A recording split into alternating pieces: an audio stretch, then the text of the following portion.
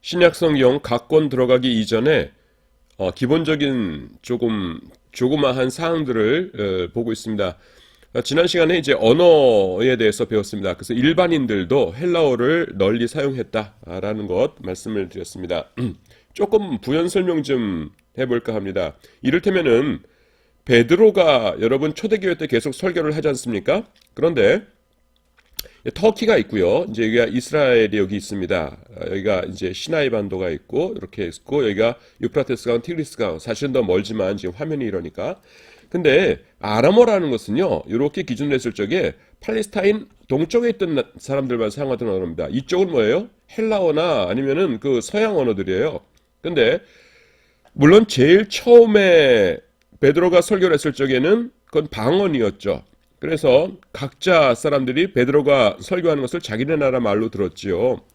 그것은 이제 특별한 은사였는데 매주마다 그렇게 설교했을까요? 아닐 겁니다. 그러면 베드로가 어떤 나라 말로 설교를 했을까요? 아마도 헬라어로 했을 가능성이 높습니다. 그렇게 유창하지는 않았겠지만은 왜냐하면 헬라어가 그 당시에 이 로마 제국 전체의 공용어였어요. 그래서 아마 그 헬라어가 우리가 생각하는 것처럼 그렇게 엘리트들만의 언어는 아니었다라는 것을 기억해 주기 바랍니다. 그 다음에 장절 구분입니다. 이것은 우리가 이제 성경에 마태복음 뭐 1장 3절 이러지 않습니까? 그래서 장은 뭐냐면은 장과 절이 있는데요. 장은 캔터베리 주교였던 랭튼 경이라고 그러는데 랭튼이 만들었어요. 이 사람이 마그나 카르타 여러분들이 이제 고등학교 때 영국의 그 민주주의의 시초를 마그나 카르타라고 배웠을 거예요. 일반 평민의 권리를 위한 것은 아니고 왕과 귀족 사이에서 왕이 귀족의 권리를 함부로 침해하지 못한다. 이것을 명문화한 것이거든요. 근데 요 1215년 요거의 초안자였던 랭튼이 이제 그 캔터버리 주교였는데 성경의 장을 지금까지 갖고 있는 것 같은 그런 장을 나눴습니다. 그럼 그 전에는 장이 없었느냐? 그 전에도 있었어요.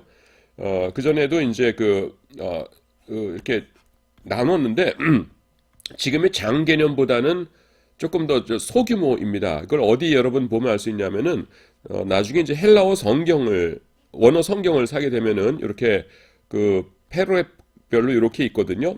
이거 한 대여섯 개가 지금의 우리의 한 장 이쯤 됩니다. 그래서 그 전에는 그러니까 에피소드 별로 이렇게 단위별로 끊겨 있었는데 그것을 지금 사용하는 장으로 나눈 것이 이제 캔터베리 주교 랭튼이고요. 그 다음에 절은 스테파누스가 만들기 시작해서 위팅감이 완성했다 이렇게 되어 있는데 이 사람들은 기본적으로 뭐냐면은 인쇄업자들이었어요. 요때가 언제냐 하면요. 이제 서양에서 그 금속 활자로 이제 인쇄를 하기 시작할 때입니다.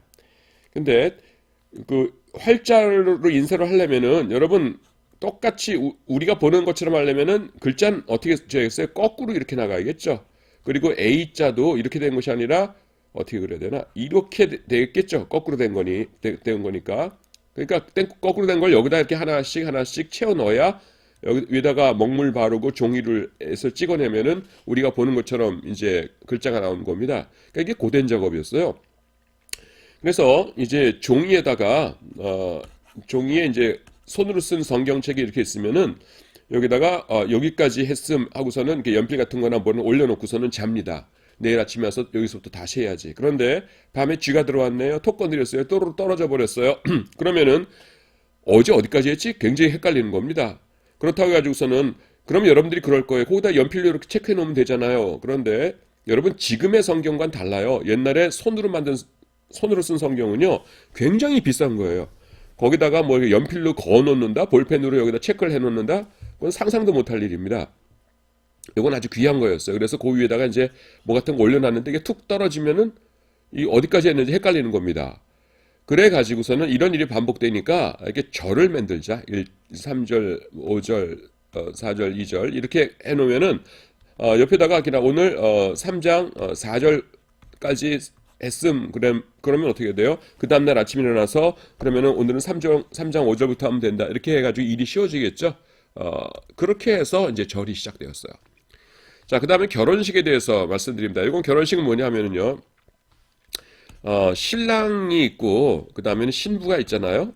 그러면은 결혼식은 신랑 집에서 준비를 합니다. 이렇게 음식 만들고 하는 거를. 근데 신랑하고 이제 그 친구들이 신부 집에 가요. 그럼 신부는 뭐냐면은 그 신부랑 친구들, 둘러리 친구들이랑 여기서 대비를 하고 있는 거예요. 신랑이 데리러 오겠지. 그러고서는 이제 자기 친정집에서 대기를 해요. 그러면 신랑이 와가지고서는 이제 데리고 그 친구들을 데리고서는 가는 겁니다. 그래서 신랑 집에서 준비된 예식을 하는 거예요. 그래서 요건 왜 말씀드리냐면은 그 사복음서에 보면은 열 처녀 비유 나오죠. 신부 친구들이 그래서 신랑이 왔다 해서 밤에 꾸벅꾸벅 졸다가 이제 지혜로운 처녀 그 다음에 그 지혜롭지 못한 어리석은 처녀 그 친구들 이런 얘기 나오지 않습니까? 예, 그 배경을 이해하시라는 거예요. 평민의 결혼잔치는 대개 저녁에 열렸어요. 왜 저녁에 열렸겠어요? 낮에는 뜨거워요.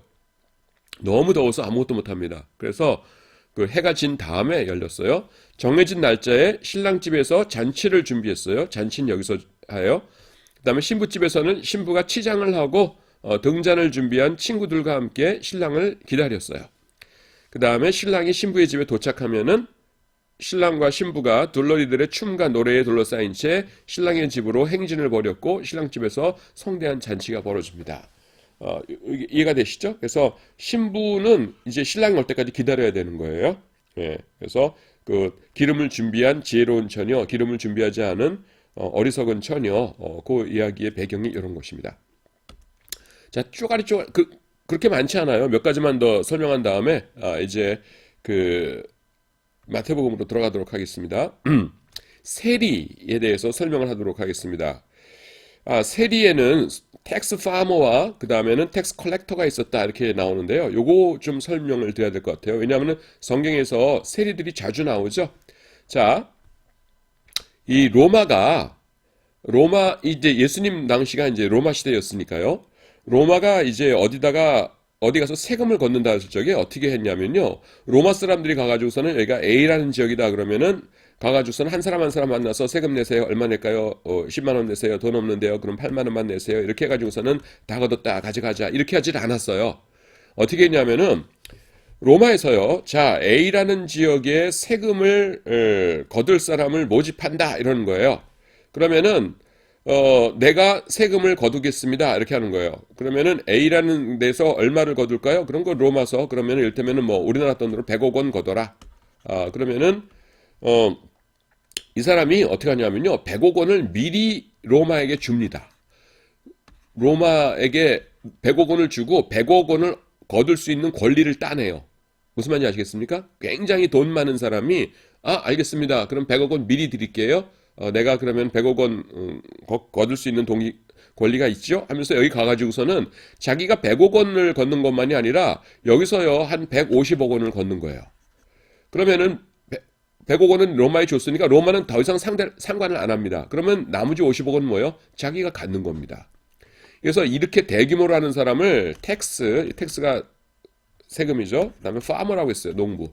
세금 가지고서는 그 100억을 심고 150억 원을 걷어가니까. 그 다음에 근데 이 사람이 이제 부자잖아요. 그럼 이 사람이 혼자서 돌아다니면서 돈 내세요, 10만 원 내세요, 50만 원 내세요 이럴 수 없잖아요. 그러니까 사람들 고용해서 또 세금을 걷게 해요. 그 고용된 사람을 텍스 컬렉터라고 했어요. CO LLECTOR 텍스 컬렉터. 여러 사람이었으니까 복수로 하죠. 텍스 컬렉터스. 그러면 이 사람들은 또 한 사람당 요만큼씩 할당해 주고서 여기서 이를테면은 뭐 5천만 원 걷어와라. 사람들이 그 5천 명 있으니까 만 원씩 걷어라 그러면은 이 사람들도 어떻게 하냐면은 2만 원씩 걷는 거예요. 그래서 2만 원씩 걷어 가지고서는 1억 원 맺는 다음에 이 텍스 파머에게 5천만 원만 주고 5천만 원은 뭡니까? 자기가 갖는 거죠. 그러니까 실제로 로마에는 100억 원만 갔는데 실제로 거두는 거는 뭐예요? 훨씬 많이 걷게 되는 겁니다. 그 사람들은 그럼 누가 내는 거예요? 일반 그 백성들이 내는 거죠. 그러면 백성들이 안 내겠다 그러면 어떻게 되냐? 하면은 로마가 그 군대로 개입을 했어요. 그래서 이 컬렉터들이 말을 안 들으면은 로마 군인들이 와서 잡아갑니다. 그래가지고서 막 때리고 그랬어요. 그러니까 일반 백성들 입장에서는 그 텍스 파머들이나 텍스 컬렉터들은 뭡니까? 로마 군대를 이끌고 와서 자기들에게서 돈을 뺏어가는 사람들이죠. 그러니까 이건 진짜 그건 인간도 아니다. 해가지고서는 우리나라 그 친일파 때 일제시대 때 친일파들이 있지 않습니까? 근데 그런 취급을 한 거예요. 그래서, 가장 그 천한 사람들이다. 그러면은, 남자들 중에서는 세리였고요. 파머와 컬렉터. 근데 성경엔 텍스 파머는 거의 없고요. 이제 컬렉터들이죠. 이 일선에서 세금 거둔 사람들이니까. 그래서 그 세리였고 여자들 중에서는 창녀였죠. 그리고 그래서 세리와 창녀 하면은 죄인들의 아주 대명사로 이렇게 불렸습니다. 그래서 세금 걷는 직업이 나쁜 건가 보다. 그래서 우리 아버지 국세청 다니는데 국세청 다니는 공무원이신데 아유 창피해라 이렇게 생각하면 안 돼요. 지금 국세청 다니시는 분은 아주 훌륭한 분이시고 나라를 위해서 열심히 일하는 분이시고 예수님 당시에는 로마의 식민지였기 때문에 세금이 이런 구조로 거쳤다는 것 여러분들이 알아두기 바랍니다. 자.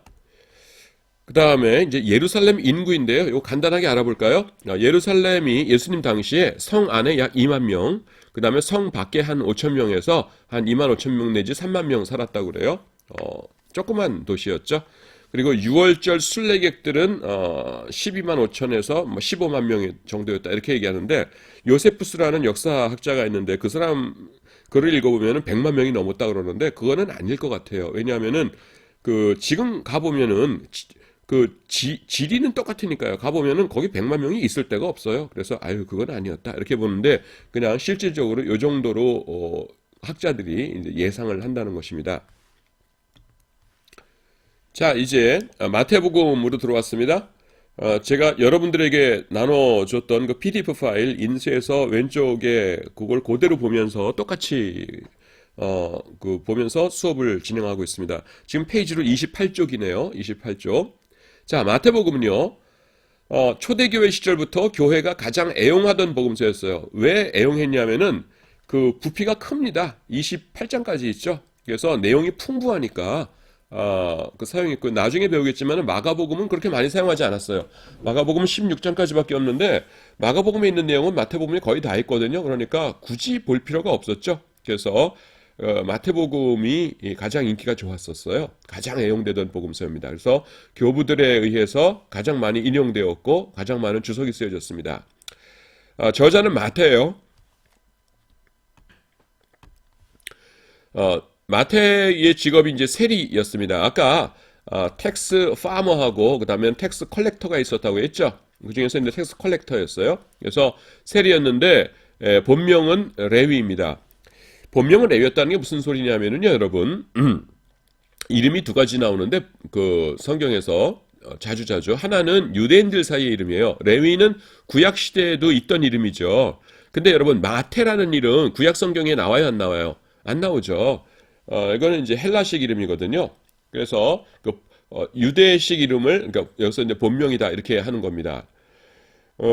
그래서 여러분 사도 바울도요 이름이 두 개가 사용되고 있어요. 사도 바울이 있고 그 다음에 뭡니까? 사울이라는 이름이 있죠.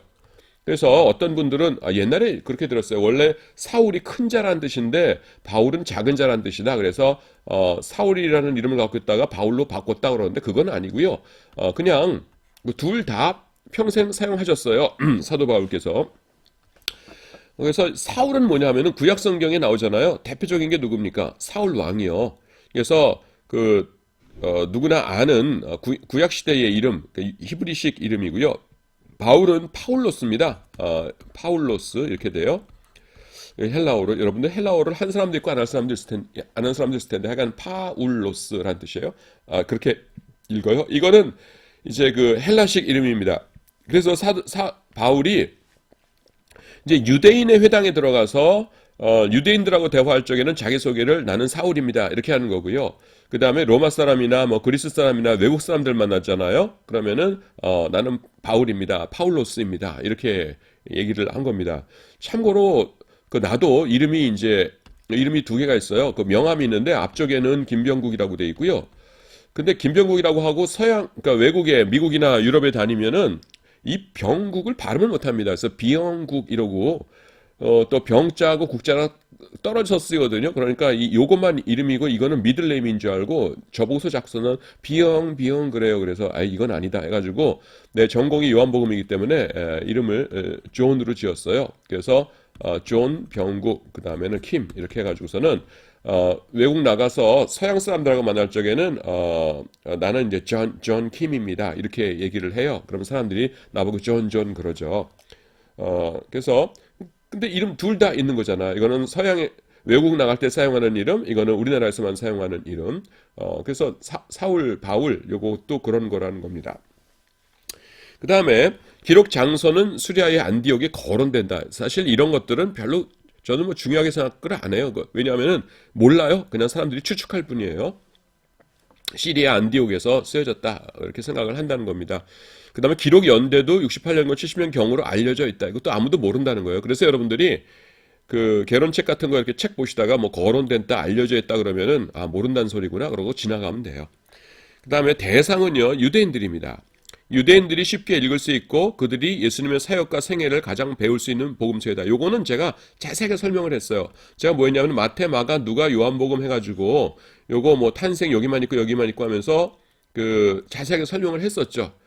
그럴 때에 뭐라고 얘기했냐면 요 마태복음은 유대인들을 위한 복음서이다 라는 것을 설명을 했던 기억이 납니다. 그 다음에 마태복음은요, 이 구조가 어떻게 되어 있냐면은 전체가 이 5개의 설교 중심이에요. 5장에서 7장을 산상설교라고 하죠. 5장에서 7장, 그 다음에 10장에 사도의 직무에 대한 파송설교, 그 다음에 천국에 대한 13장의 비유설교, 그 다음에 18장의 교회에 대한 설교, 그 다음에는 심판과 종말에 대한 종말설교 해가지고서는 예수님의 설교 5개가 이렇게 똥똥똥 이 엄청난 것들이 배치되어 있어요. 그래서 학자들은 뭐에 주목하냐면은 여러분 유대인들을 대상으로 하는 복음서라고 했잖아요. 근데 유대인들은 뭐를 제일 중시해요? 토라, 모세오경을 중시하죠. 모세오경. 그러니까 이 모세오경이 몇 권이에요? 5권이잖아요. 근데 설교도 보니까 하나, 둘, 셋, 넷 5개의 설교가 커다랗게 있는 거예요. 그래서 유대인들에게 예수님께서 이제 새로운 율법을 주신다고 해가지고서는 이 5개의 설교가 5개의 이 모세오경을 대체하는 의미이다. 아니면은 이거를 흉내 내 가지고서는 이것과 비슷하게 구조를 만들었다. 이렇게 이야기하는 사람들도 있어요. 그래서 근데 뭐 그렇게 불가능한 이야기는 아닌데 반드시 그럴 필요는 없는 것이에요. 그냥 그래서 5개의 설교, 모세오경 요것이 서로 연결된다라는 걸 기억해 두기 바랍니다. 자, 이제 28쪽 제일 밑에 유대인의 그 내용상의 특징 살펴볼까요? 보시면은요. 유대인들에게 적합한 표현들이 그대로 남아 있어요. 이게 뭐냐면은 그 유대적 요소들을 팔레스타인의 장소적 시대적 특색 이런 것들이 그대로 적혀 있다는 소리입니다. 이게 무슨 말이냐면은 대조적인 것이 요한복음 그러고 이제 마가복음도 그런데요. 마가복음도 대상이 로마 사람들이고 요한복음은 또 이방인들이에요. 그래서 그 유대인들의 어떤 풍속이 있지 않습니까? 그런 복잡한 풍속 같은 거는 잘 설명을 안 하고 그 다음에 간단한 풍속 어쩔 수 없이 유대인들의 풍속을 설명해야 된다 그러면은 요한복음이나 마태복음에는 이제 거기에 대해서 설명이 나옵니다. 그래서 제일 대표적인 게 뭐냐면 랍비다 그러면 괄호 안에다가 여러분들 성경에서 당장 확인할 수 있어요. 랍비 안에다가 마가복음에서는 마가복음이요. 마가복음에서는 랍비는 번역하면 선생이라 이렇게 나오고요. 요한복음도 랍비는 번역하면 선생이라 이렇게 나와요. 근데 이 마태복음은요, 아예 대놓고 처음부터 그 유대인들을 대상으로 쓴 복음서지 않습니까? 그렇기 때문에 그냥 괄호 안에 뭐 설명하고 이런 거 없이 그냥 마음 놓고 팔레스타인의 여러 가지 특성에 대해서 유대인들이 알만한 것들을 그냥 쭉쭉 쓰고 있습니다. 그래서 그것이 첫 번째 특성이고요. 그 다음에 가장 깊이 있게 예수님과 율법의 관계를 취급합니다. 그래서 그 유대인들은 율법을 중시했잖아요. 그러면 예수님 믿으면 율법은 어떻게 되는 거냐 하는 것에 대해서 이제 설명을 한단 말입니다. 그래서 내가 율법이나 선지자나 폐하러온 줄 생각하지 말라 이런 말씀들 나오고 그래요. 자, 여기서도 조금 제가 설명을 했지만은 내가 여기에 대해서는 아예 한 한 주인가 두 주 동안 제가 자세하게 설명을 했죠. 그래서 율법과 예수님과의 관계라는 게 결국 뭐예요? 십자가에서 구약과 신약의 관계잖아요. 구약에 있는 성도들 어떻게 구원받았는가 하는 것이잖아요. 그래서 내가 여러분들 설명을 했죠. 그게 뭐예요? 구약에 있는 성도들에게도 예수님의 십자가의 공로가 소급 적용돼 가지고서는 구원받는 것이에요. 그래서 이제 그거를 여러분들이 기억해 두면 좋을 것 같습니다.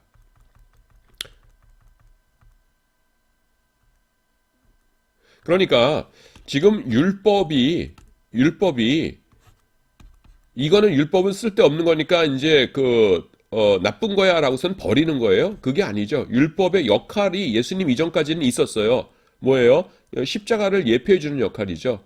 그래서 훌륭한 역할을 한 것이에요. 이제는 뭡니까? 이제 예수님의 십자가로 그것들이 모두 다 완성된 것이죠. 그래서 율법을 예수님께서 버리신 것이 아니라 이제는 이 성전을 헐라 내가 사흘 이내 다시 지으리라 그러셨잖아요. 그 성전이 뭐예요? 그 예수님의 십자가를 상징하는 것이죠. 그래서 이걸 무시하시는 것이 아니라 수고했어. 이제는 내가 왔으니까 너네들은 이제 할 일 다 했으니까 이제 사라져도 돼. 이렇게 하신다는 것이죠. 자, 그래서 이제 또 세 번째 보면은요. 예수님의 설교와 사역의 주제인 하나님의 나라가 마태복음에서는 주로 하늘들의 나라로 나옵니다. 하늘들의 나라 그러니까 여러분 헷갈리실 텐데 하늘나라 생각하시면 돼요. 하늘나라. 헬라어 성경 원문에 보면은 바실레이아 톤 우라논 해가지고서는 하늘들의 나라 이렇게 되는 거예요. 톤 우라논이 복수 소유격이거든요. 근데 우리나라 말로 하늘들 나라, 하늘들의 나라 하면 너무 길죠. 그래서 그냥 하늘들 단수로 바꾸자 해서 하늘나라로 바꿔놓은 것이에요. 이건 무슨 말이냐면은 유대인들은요 하나님의 이름을 아뢰는 것을 입 밖으로 발음하는 것을 굉장히 두려워합니다. 이를테면은 요것이 우리가 성경에 나오는 여호와라고 하는 이름이에요. 여호와. 또 어떤 성경에 보시면은 야훼 이렇게 나와 있죠. 요것이 야훼라는 그 단어예요. 하나, 둘, 셋, 네 글자인데요. 그런데 하나님의 이름을 유대인들은 부르기를 극도로 두려워합니다.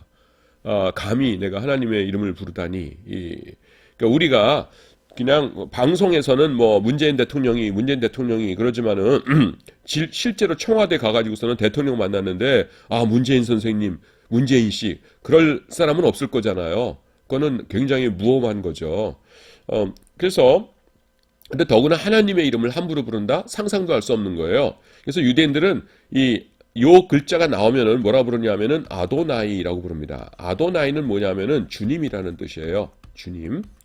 그래서 이를테면 우리는 여호와 샬롬, 여호와 이레 뭐 이렇게 부르지 않습니까? 그러면 유대인들은 어떻게 부르냐면은 아도나이 샬롬, 아도나이 이레 이렇게 불러요.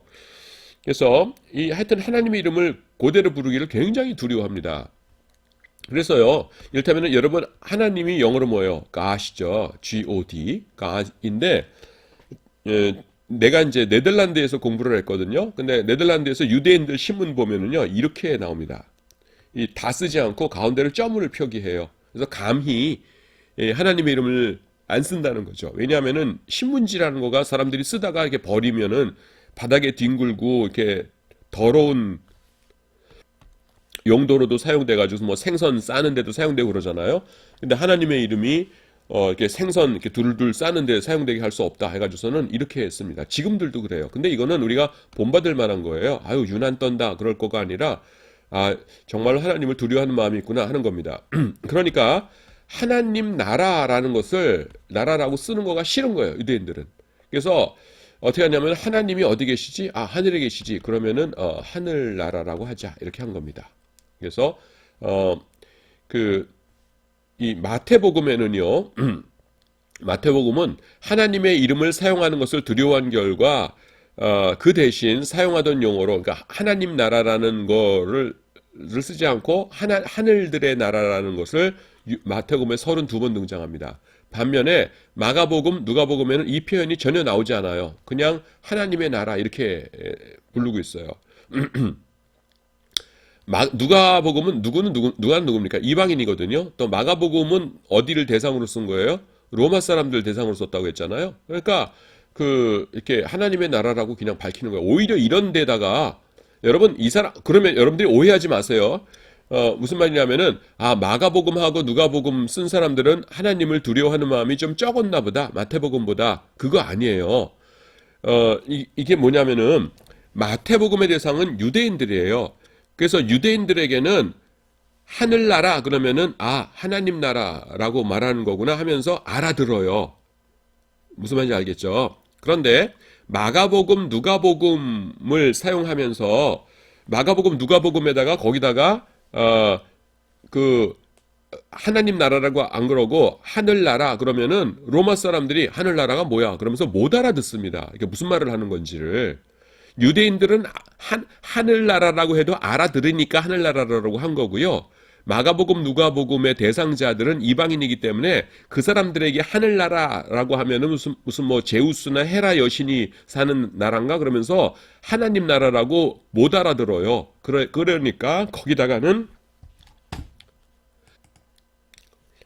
하나님 나라라고 직설적으로 말한 것입니다. 뭔 말인지 알겠죠? 예. 마태복음에는 하나님의 나라라는 거가 아니라 하늘나라가 나온다는 것 말씀드렸습니다.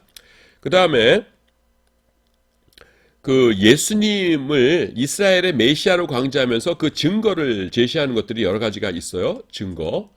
그래서 유대인들은 뭘 알아요? 구약시대 때 메시아가 오신다라는 거를 늘 들었던 사람들이죠. 근데 이제 마태복음 왜 쓴 거예요? 그 메시아가 바로 예수님이시다라는 거잖아요.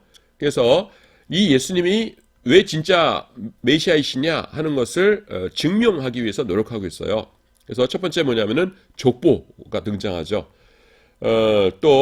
그리스도라는 아브라함과 다윗의 자손 예수 그리스도의 계보라 이렇게 나오죠. 그리스도라는 게 여러분 그리스도가 메시아인 건 아시죠? 메시아는 히브리어고요. 이거를 번역한 것이 그리스도입니다.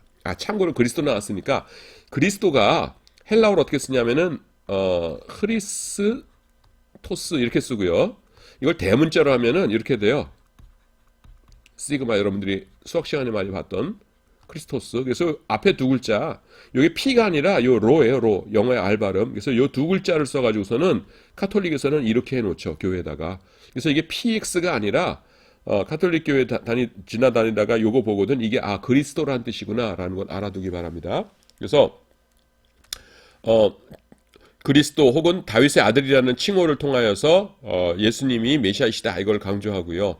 그 다음에 이스라엘의 역사를 통하여 이름을 몇 개 빠뜨리면서까지 3 곱하기 4 14대요 하면서 이것 보세요. 딱딱 들어맞죠? 그러니까 예수님은 메시아이신 거예요. 이렇게 말하고요. 그 다음에 3번 구약 예언의 성취를 강조합니다. 선지자 이사야로 말씀하신 바 하면서 예수님께서 이런 일을 하셨거든요. 그런데 이것은 뭐냐면은 구약의 몇 장 몇 절에 이거의 성취예요 하면서 그 구약이 성취되었다는 것을 굉장히 강조합니다. 요것도 내가 마태복음의 예수님의 탄생 이야기하면서 설명했던 부분이에요. 탄생 이야기를 마태복음에 꼭 넣어야 됐던 이유들 중에 뭐가 있다고 그랬어요. 예수님의 탄생을 둘러싼 구약을 인용할 구절들이 있다고 그랬죠. 이를테면은 애굽에서 내 아들을 불렀다. 이집트로 가셨던 것이요. 그 다음에 베들레헴 아기들 학살 사건, 슬퍼하는 소리가 들린다. 뭐 이런 것들 이제 인용하는 것이죠. 그러니까 봐라 이런 것들 이루어지지 않았느냐. 그러니까 예수님이 메시아 확실하다. 이렇게 나온 거죠. 그 다음에 예수님과 이스라엘과의 관계를 강조합니다. 그래서 여기 마태복음에 보면은 예수님께서 12를 내어보내시면서 이방인의 길로도 가지 말고 사마리아인의 고을에도 들어가지 말고 차라리 이스라엘 집에 잃어버린 양에게로 가라.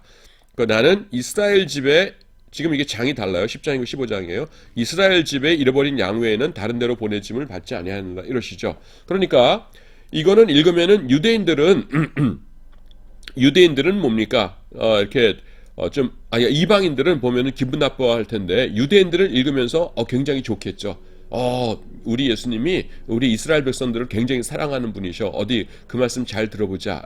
이렇게 나온다는 것이에요. 자, 그 다음에 근데 이 구절은 뭐냐면 예수님께서 강조하신 것이지, 너네 이방인들은 구원하지 말아라라는 뜻은 아니에요. 그러니까 이스라엘을 나는 특별히 귀중하게 여긴다. 하나님의 백성이니까 이런 의미지, 이방인들은 구원하지 말아라 이런 것 아니에요. 예수님께서 이방인들 많이 고쳐주셨잖아요. 그 수로보니게 여인, 그 두로와 시돈 지역에서 그 귀신 들린 딸도 고쳐주셨고, 그 다음에 거라사에서 그 무덤 사이에 있던 군대 귀신 들린 사람도 구해주셨고요. 그 다음에 10명의, 10명의 문둥병자들 사이에서 사마리아 사람도 있었잖아요. 그러니까 예수님께서는 유대인들이나 이방인들이나 차별 없이 고쳐주셨어요. 근데, 이제 그 이방인들은 하나님의 백성이다라는 것을 여기서 그냥 강조만 하시는 것이죠. 여러분들이 오해하면 안 돼요. 그 다음에, 이스라엘의 실패와 함께 새로운 공동체의 교회를 강조합니다. 복음서 중에요, 오직 마태복음에만 교회, 에클레시아라는 단어가 등장합니다. 이 반석 위에 내 교회를 세우리니 그러시거든요. 음부의 권세가 이기지 못하리라. 이거 누구에게 하신 말씀이에요? 마태복음에서 베드로에게 하신 말씀이죠. 그래서 요 구절을 카톨릭 교회에서 굉장히 중요하게 생각합니다. 카톨릭 교회에서 신부님들이. 그래서 예수님께서 베드로에게 하신 말씀인데요. 내가 네게 이르노니 너는 베드로라. 내가 이 반석 위에 내 교회를 세우리니 음부의 권세가 이기지 못하리라 하시면서 그 다음에 네가 땅에서 풀면 하늘에서도 풀릴 것이요. 네가 땅에서 그 매면 하늘에서도 매이리라 그러세요. 그래서 카톨릭 교회에서 뭐라고 얘기하냐면은 그 천국 문의 입구가 이렇게 있는데 여기 누가 서 있냐면은 베드로가 서 있다는 거예요. 베드로가 서 있어가지고서는 당신은 들어가고 당신은 못 들어가고 이렇게 한다는 것이죠. 왜냐하면은 그 베드로가 이렇게 권세를 받았으니까 그렇다는 것이에요. 그래서 로마 교회의 수장이 베드로다 그러는데 그건 아닌 것이 뭐냐면은 마태복음 18장 18절 같은 마태복음인데 여기는 16장이고 18절이거든요. 18장에서요. 그 예수님께서 이번에는 제자들에게 12제자 이거는 베드로만이고요. 요거는 12제자 전체에게 뭐라고 말씀하시냐면은 내가 너희에게 이르노니 무엇이든지 너희가 땅에서 매면 하늘에서도 매일 것이요 무엇이든지 땅에서 풀면 하늘에서도 풀리리라 이렇게 말씀하십니다. 그러니까 베드로에게 약속하신 것이요 다른 사람 12제자들에게 똑같이 약속되고 있어요. 그래서 이 말씀은 베드로에게만 하신 말씀이 아닙니다. 그래서 이 반석이라는 것은 베드로의 믿음을 뜻하죠. 베드로가 예수님을 믿으니까 이 반석 위에 믿음 위에 교회를 세운다라는 것이지 베드로 개인 위에다가 교회를 세운다는 건 아니에요. 그 말이 나온 김에 여러분 카톨릭 교회에서는요. 카톨릭에서는 로마 교회가 제일 중요한 교회다. 그리고 로마 교회를 처음에 창립한 사람이 누구냐? 당연히 베드로다. 이렇게 얘기합니다. 제가 이제 로마 교회를 가봤거든요. 그 옛날에 학생 시절에 갔었는데 로마 교회 가면은 그 이렇게 있고요. 이게 준비실이고 여기 이제 로마 성당 아주 거대한 화려한 성당이 있어요. 그러면은 들어가서 여기쯤에 뭐가 있냐면은 벽에 위치는 좀 틀릴 수도 있어요. 제가 94년인가 뭐 20 몇 년 전에 갔던 거니까 위치는 틀릴 수도 있는데 내 머릿속에 지금 기억은 여기 있었던 것 같아요. 보면은요. 이렇게 돼 있어요. 요게 뭐냐면은 그 역대 교황들 명칭입니다. 이름들이 이렇게 쭉 있어요. 명칭들이. 그래서 무슨 요한 바오로 몇 세, 뭐 피우스 몇 세, 베네딕투스 몇 세 이렇게 쭉 나가다가 딴 사람들은 요만하게 돼 있는데 제일 앞에는 이따만하게 있어요. 이게 여긴 뭐라고 써있냐면은 베드로 이렇게 돼 있어요. 이게 뭐냐면은 베드로가 그 로마 교회의 그 개척자다, 설립자다라는 것이죠. 그래서 사람 이름 딴 사람들은 요만한데 베드로는 이따만하게 엄청나게 크게 되어 있습니다. 그런데 여러분 만약에 여러분들이 뭐 그런 논쟁은 굳이 안 해도 되는데 논쟁할 일이 생겨서 성당 다니는 친구들과 이렇게 논쟁이 돼가지고선 하면은 이 성당 다니는 분들이 제일 대답하기 좀 곤란한 문제가 뭐냐면은 여러분 로마서라는 책 있죠. 우리 성경에 로마서. 로마서는 사도 바울이 로마의 성도들에게 보낸 편지 아닙니까? 그런데요. 로마서 1장부터 16장까지 있는데 10장에서 베드로라는 단어가요. 단 한 번도 안 나옵니다. 이거가요, 그 카톨릭 교회가 제일 힘들어하는 문제예요. 이게 왜냐하면은, 여러분, 로마 교회를 설립하신 분이 베드로 사도였다면은, 사도 바울이 로마에 있는 성도들에게 편지를 보내면서, 자기는 한 번도 가본 적이 없는 곳인데, 편지를 보내면서 그 베드로 사도에 대해서 인사를 하는 것이 옳았겠죠. 설사 거기에 사도 베드로가 계시지 않고 딴 곳에 가셨다 하더라도 베드로님께서 이렇게 여러분들을 이렇게 교회를 세우신 것을 저는 참 존경하고 있습니다라고 하면서 한마디 이렇게 그 존경의 표시를 해야 마땅해요. 근데 로마서 전체의 1장부터 16장까지 중에서 베드로라는 이름이 한 번도 안 나옵니다. 그래서 그러니까 우리는 어떻게 생각하냐면은 로마 교회는 그냥 무명의 평신도들이 세웠다 이렇게 보고 있어요. 우리 개신교에서는. 근데 그러니까 카톨릭에서는 로마 교회는 베드로가 세웠다 이러거든요. 그래서 그건 아닌 것 같은데 하면서 이렇게 말을 하는 겁니다. 나중에 물론 로마에서 순교를 하셨어요. 근데 순교는 64년부터 68년 사이에 네로 황제가 이제 있을 때 순교를 하셨고 로마 교회는 훨씬 이전에 세워졌거든요. 그래서 여러분들이 카톨릭 그 친구한테 야, 그 사도 베드로께서 로마 교회를 세우셨다면은 근데 왜 그 로마서에 베드로 이름이 한 번도 안 나오냐? 그러면은 굉장히 좀 난감해합니다. 그냥 그런 거 좀 알아두시기 바랍니다. 그러니까 뭐 카톨릭 사람들 골탕먹이라고 알아두라는 것이 아니라 그냥 그 사실을 여러분들 아시라는 거예요. 자, 마태복음의 서론은 이렇게 하고요. 이제 마가복음으로 옵니다. 여러분 그 교환으로 34쪽이에요. 34쪽. 지금 그 위에 보면은 마태복음에서 우리가 생각해야 될 좋은 그 구절들 이런 것들 뭐 쪼가리 지식들 이런 것들 제가 쭉 나와 있는데 그거는 마태복음부터 해가지고서는 요한계시록까지 이제 그 서론적을 마친 다음에 혹시 시간이 되면 앞으로 올게요. 와서 마태복음부터 살펴볼게요. 근데 일단은 우리가 각 책의 서론적인 것들을 중요한 것들을 이렇게 살펴보는 것이 좋을 것 같습니다. 자, 마가복음은요. 마가복음에는 초대교회에서는 인기가 없었어요. 뜻밖이죠? 성경인데 왜 인기가 없었나? 아까 마태복음은 인기가 있었다고 했고요. 지금 마가복음은 인기가 없었다고 그랬어요. 근데 이유가 아주 심플합니다. 뭐냐면은 마태복음은 28장까지 있어가지고 굉장히 방대한데 마가복음은 16장이에요. 근데 적더라도 마태복음에 없는 이야기들이 알차게 있다 그러면은 사람들이 많이 읽었을 텐데 마태복음에 있는 이야기들은요. 마가복음에 있는 이야기들은 마가복음에 다 있어요. 그래서 그 벤 다이어그램을 그리면은 마태복음이 이렇다면은 마가복음은 꼭 무슨 부분 집합처럼 이렇게 되는 형국이에요. 그래서 마가복음 뭐 따로 읽을 필요 있어? 마태복음 읽으면 다 있는데 뭐 이렇게 된 거죠. 여러분 무슨 말인지 아시겠죠? 그래서 한마디로 인기 없는 복음서였고요. 마가복음에 대한 주석류도 별로 쓰여지지 않았고요. 설교집이나 서간문, 변진성들은 마가복음을 거의 인용하지 않았어요. 마가복음은 한마디로 마태복음의 그늘에 가려져 있었습니다. 그것은 다음과 같은 이유 때문이었을 것이에요. 그게 뭐냐면은 인기가 없었던 이유는요. 그 마가복음의 내용 대부분이 마태복음이나 누가복음에도 나옵니다. 특히 마태복음과 비교할 때 마가복음의 거의 모든 내용이 마태복음에 다 들어있어요. 이런 이유로 초대교회 시절부터 사람들은 마가복음을 마태복음의 요약판이라고 불러왔는데 이는 근거 없는 말은 아니에요. 근데 반론도 있어요. 하지만 각 사건의 내용을 비교해보면은 이를테면은 오병이어 기적이다. 그러면 양쪽에 다 있거든요. 비교해보면은 짧은 마태복음에 기록되어 있는 얘기가 다른 복음서의 이야기보다 더 길어요. 그래서 신학자들은 요새는 마가복음을 더 이상 마태복음의 요약이라고는 생각하지 않습니다. 여러분 무슨 말인지 아시겠죠? 마태복음을 요약했다 그러면은 마태복음에서 이를테면은 오병이어 이야기가 이만큼 있었다 그러면은 마가복음은 이거와 똑같거나 작아야 될 거 아니에요. 근데 마가복음 이야기가 더 길다니까요.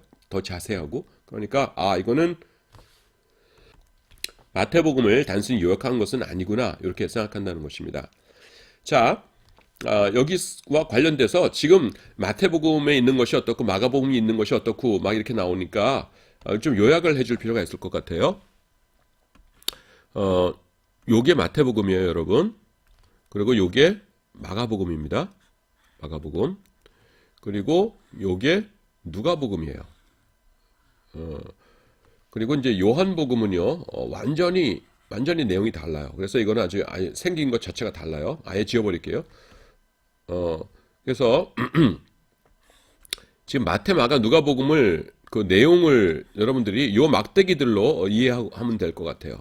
요게 마태, 이게 마가, 이게 누가복음이에요. 자, 요렇게 이제 선이 그어져요.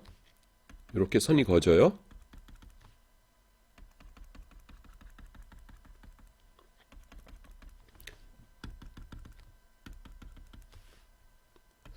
그래서 여러분 지금 마가복음의 내용이요. 마가복음의 내용이 마태복음에도 나오고 누가복음에도 나와요.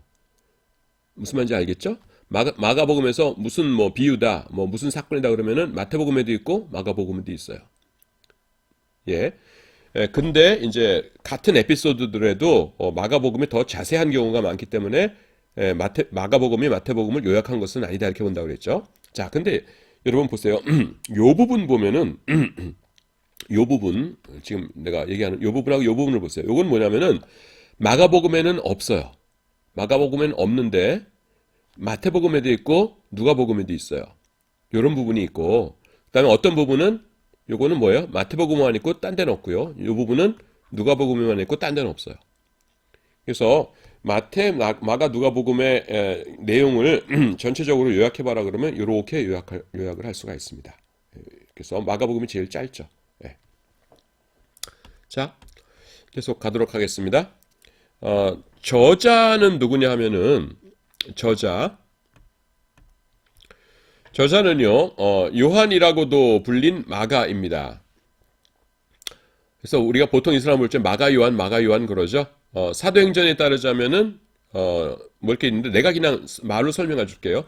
여러분 이 마가 요한은 어떤 사람이냐 하면은 여러분 사도 바울의 전도 여행 여러분들에게 참 설명했군요. 이 신약 성경 개관이라는 과목이 참 좋아요. 그 성경을 전체적으로 보니까 내가 이미 중요한 것들은 설명을 했어요, 여러분. 그리고 반복해서 들을 수 있으니까 여러분들이 제발 좀 이렇게 반복해서 이렇게 좀 익혀놓기 바랍니다.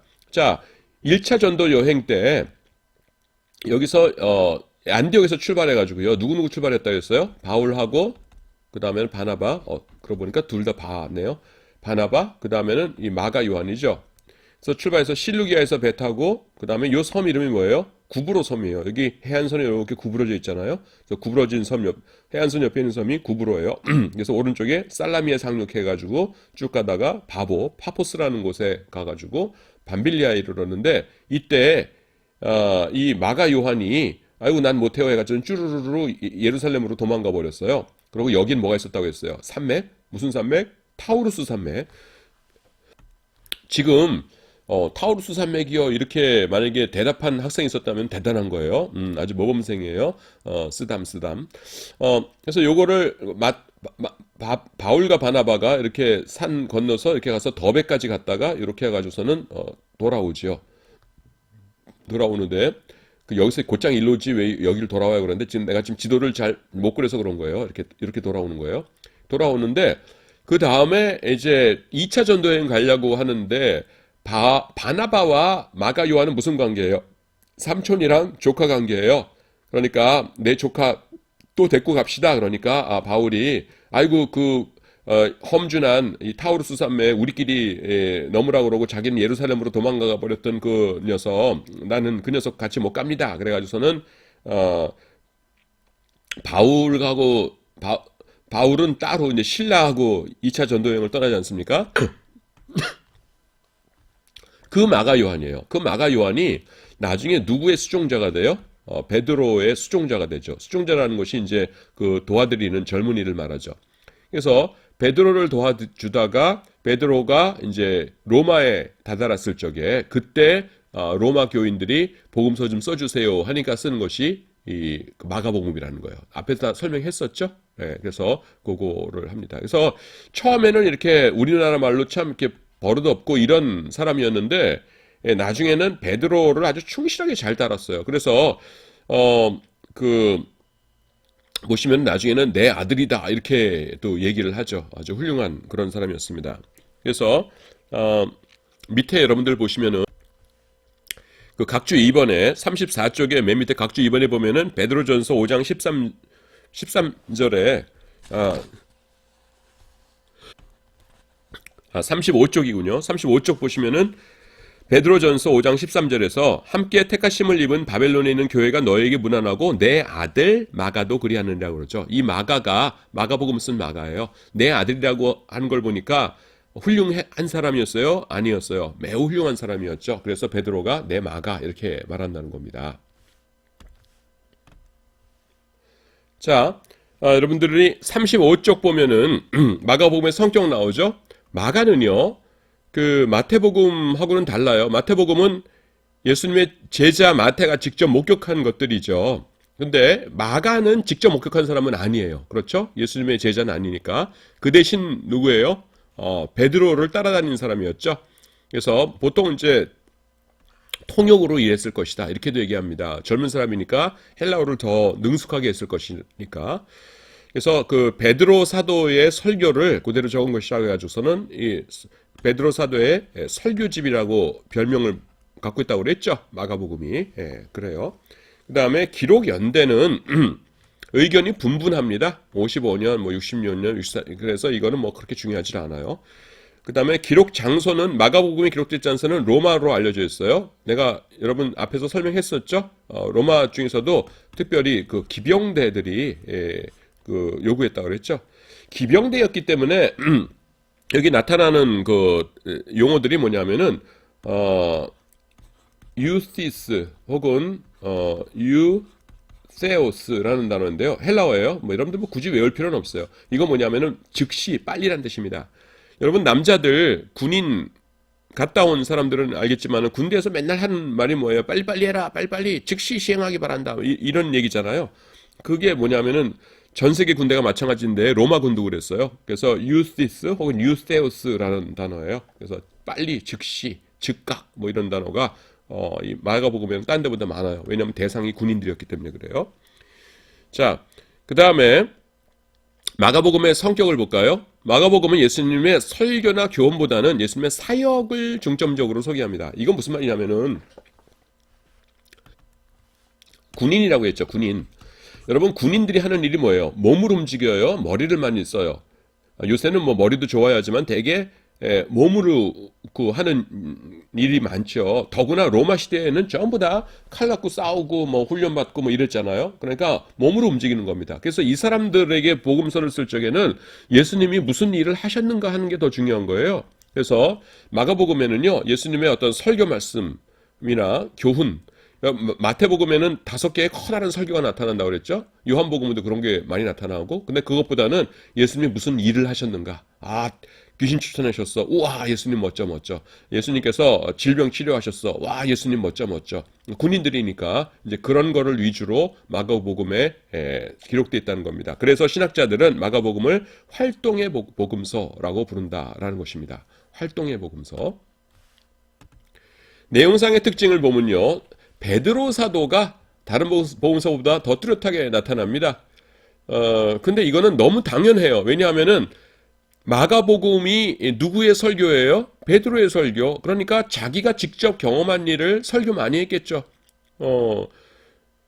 내가 어디 가가지고서는 백석대학교에서 일어난 일들을 얘기한다 그러면은 어떻겠어요? 내가 강의하고 내가 참석한 회의, 내가 참석했던 예배 뭐 이런 것들 얘기하지.